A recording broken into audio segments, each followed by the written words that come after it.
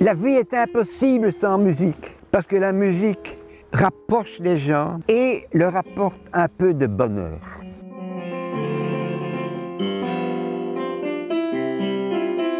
J'ai commencé le piano assez jeune parce que j'adorais ma sœur. Ma sœur était une grande pianiste classique. Elle avait été déportée en 1943 et je pensais tout le temps à elle.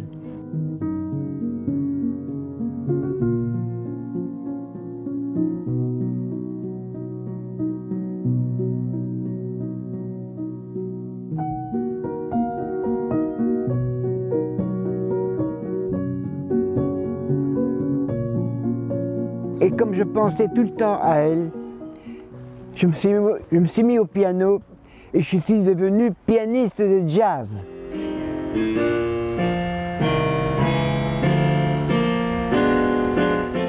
Le jazz, pour moi, après la guerre, a été vraiment un facteur d'équilibre et d'intégration dans la société.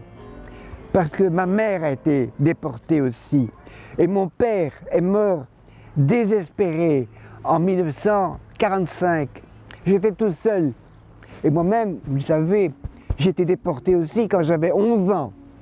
Et par miracle, j'ai sauté du train du 20e convoi.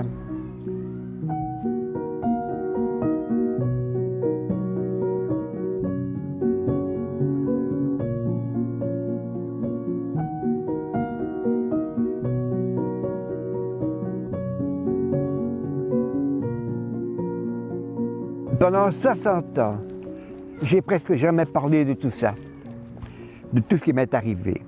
Et puis au bout de 60 ans, on est venu me dire que je devais témoigner, écrire un livre. J'ai écrit un livre. Et depuis lors, ce livre ne m'a pas changé, mais il a changé ma vie.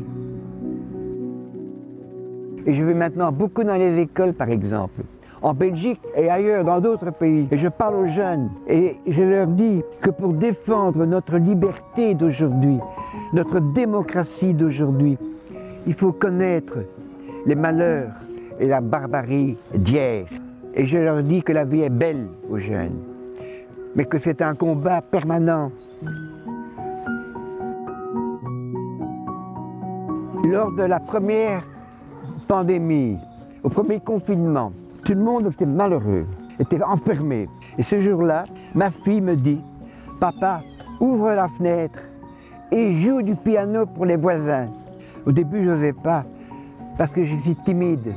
Mais j'ai ouvert la fenêtre, il n'y avait personne dans la rue. Alors j'ai commencé à jouer un morceau. Mon morceau, le premier, ça s'appelle « On the sunny side of the street ». Et puis j'ai attaqué un deuxième morceau, et je lève les yeux. Et qu'est-ce que je vois? Plein de monde devant ma maison. Et des gens aux fenêtres qui applaudissaient. S'il y a de nouveau un confinement par malheur, je vais rejouer pour les gens.